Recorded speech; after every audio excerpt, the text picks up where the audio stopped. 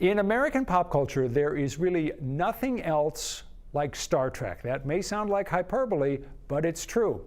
And there's really no other book that quite compares with one from a Portland writer. It's called Phasers on Stun: How the Making and Remaking of Star Trek Changed the World. Author Ryan Britt is with us here on 207. Thanks so much for coming in. Good to have you here. Thank you for having me. Let's start with a little personal history. What are your memories of your first exposure to Star Trek? My dad watching reruns of the of Space Seed, where they wake up Khan. The original series. Yes, the original series. Yeah. And you were how old roughly? I would have been 5 or 6.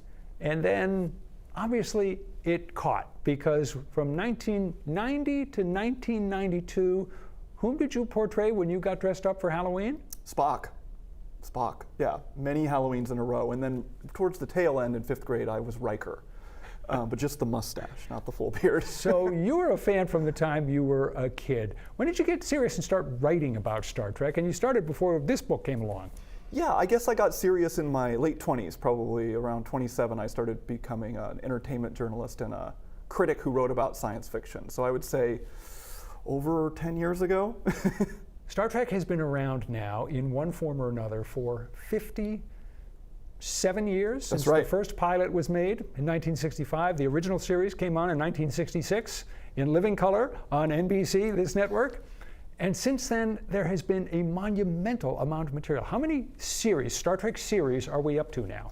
We're up to 10 or 11, depending on how you count it. And how many movies? 13.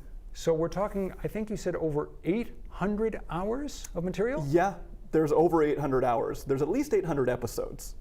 And you really have seen it all. I mean, you don't just gloss over it. This is not a superficial count. You clearly have made a deep dive into all this. I'm pretty sure I've seen every episode. I mean, I'm sure there's some super fan out there that would be like, you missed this. You know, there's always that person. But yeah, I'm pretty sure. I would think that when you're trying to tell a story from the beginning right up to the present day, and which really and you want to write about all of this material, that you might be just kind of get lost in it. That this is like trying to swim across the Atlantic without any assistance. How did you boil it down? How did you decide what kind of a story you wanted to tell in this book?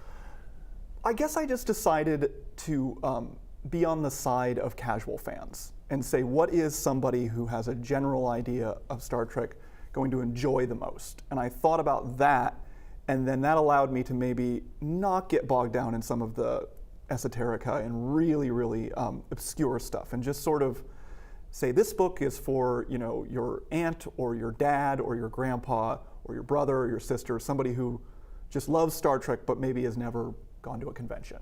You make the point that one of the reasons why Star Trek endures is that it has evolved. It didn't stay the same. There have been all these adaptations. Why has that kept the franchise going?